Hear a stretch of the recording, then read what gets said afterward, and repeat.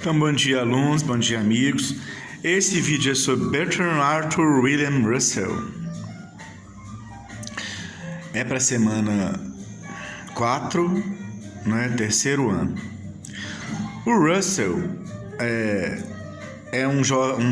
foi um jovem aristocrata inglês, né, quando começou seus estudos sobre lógica.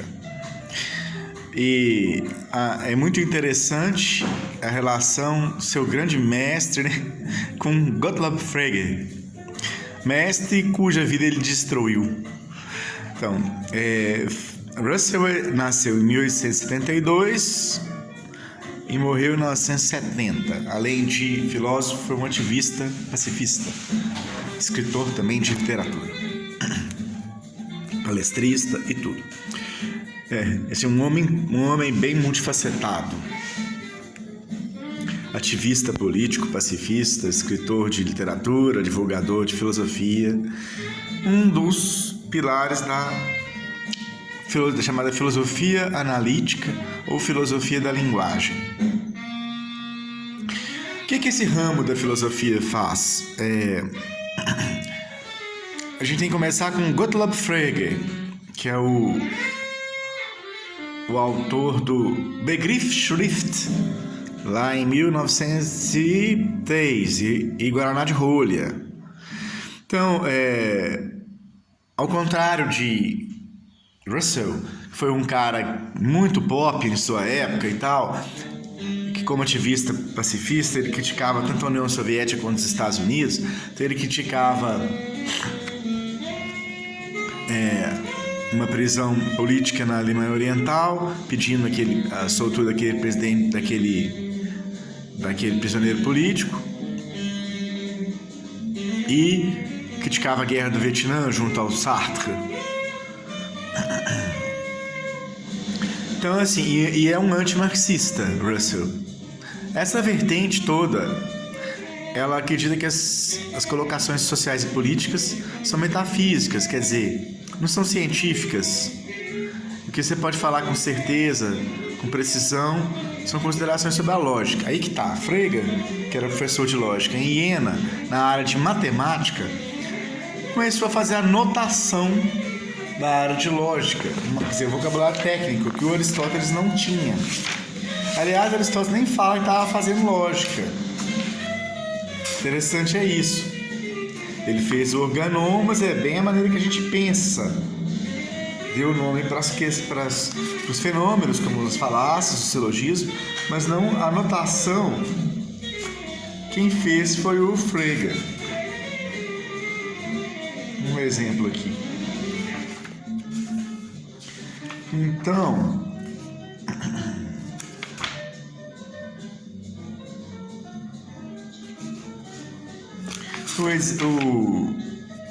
tá faltando aqui o código no livro, mas tudo bem, ó. Ah, sim, achei. Esses símbolozinhos, se P é igual a Q, essa codificação foi inventada pelo Frege. Por incrível que pareça, né? Tem alguém que começa a fazer as coisas um dia. Esse livro chamado Begriffsschrift, que em alemão é a notação. Então, a obra do Frege era publicada só em revistas científicas de língua alemã, de pouca circulação, difícil acesso a quem não estava em contato com o mundo alemão. Mas Russell, lá na Inglaterra, teve esse contato e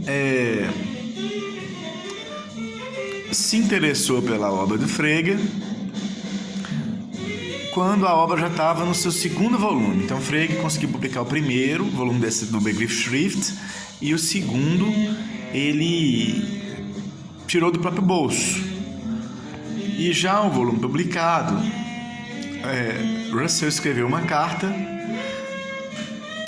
que fez uma objeção, que é o chamado paradoxo de Russell. O esforço do Frege era de transformar toda a matemática em verdades lógicas. E esse esforço, de certa forma, era reduzir a matemática à filosofia. Então, os matemáticos, igual o Cantor, não gostavam. Ele já não estava muito bem com essas pessoas. E Frege era uma pessoa introvertida, viveu a vida inteira como professor em Iena. E os alunos falavam que dava aula de costas, no quadro negro, sem olhar muito nos rostos dele, não era muito afetivo, não.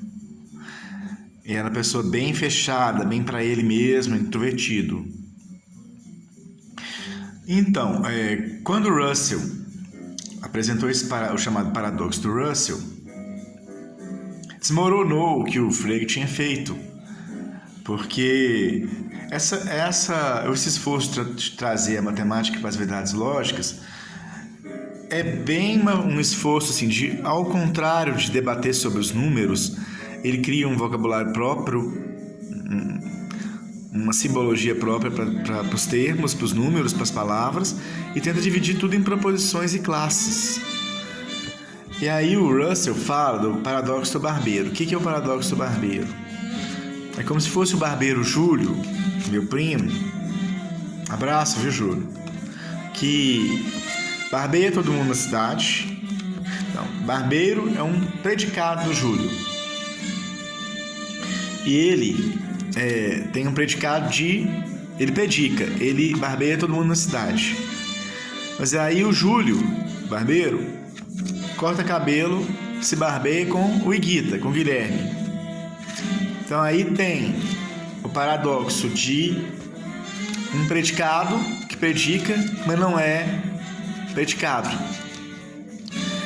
E isso aí desmontou a teoria lá dos conjuntos, das classes, do Frege. Ele entrou em depressão, foi para o hospital, não conseguiu produzir mais nada. E uma situação trágica. Russell, com essa crítica, destruiu, mas embora a obra estava acabando de publicar, mas assim, muita coisa ainda tem extrema utilidade. Porque na Grécia Antiga, Aristóteles, até Frege, começo do século XX, os números eram tidos como propriedades das coisas. O Frege fala, não, os números são conceitos. Outra análise interessante do Frege é que ele debate com Kant. Para o Kant, a matemática, vou explicar aqui. Então, para o Kant, um juízo como um triângulo tem 3 lados é um juízo analítico. E o triângulo é azul é um juízo sintético. O analítico seria como dizer, Vênus é Vênus. Falar só não passar informação, só falar da identidade com a coisa consigo mesma. O analítico.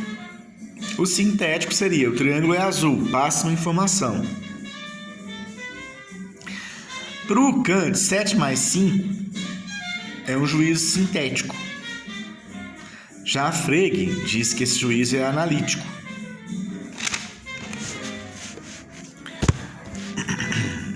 Então, o juízo, agora, para ele, o que é ser analítico, Frege?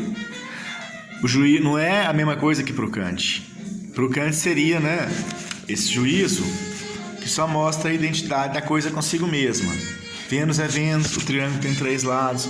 O juízo vai ser analítico se ele for uma verdade lógica. Para ele, a aritmética era redutível à lógica. Já o Russell considera que não. Faz umas observações. O Russell fala, no texto da denotação, da dificuldade de fazer essa notação, de passar as ambiguidades da linguagem para termos técnicos, para esse sistema de notação da lógica, transformar em verdades lógicas ter as ambiguidades da linguagem, termos de duplo sentido, igual, por exemplo, tem o Machado de Assis, tem os nomes próprios, e tem alguém ali, o Zé das linguistas, que pode ter o nome de Machado de Assis, não é? E aí como trazer isso para as verdades lógicas, para o sistema de notação? Então, para o Russell, 7 mais 5 é igual a 12, deve ser traduzido em verdades lógicas. Então, Russell se debruçou sobre essas pontuações que o Frege faz. Ele diverge do Frege quanto às verdades serem da aritmética apenas. Porque para o Frege, a aritmética produziria essas verdades lógicas, onde estaria todas as verdades e seria ali o fundamento da filosofia analítica. Então, o Russell debate as frases declarativas e as descrições definidas. Então, frases como o rei da França não expressariam proposições singulares e sim gerais. Ele se pergunta também sobre a referência de frases como o atual rei da França. Então, quem denota é o nome em sentido lógico. Exemplos: pronomes demonstrativos como isto e esse. Para quem quer se aprofundar, tem o canal no YouTube É Lógico, pô. O meu amigo Daniel De Luca também deu uma luz sobre algumas questões aqui.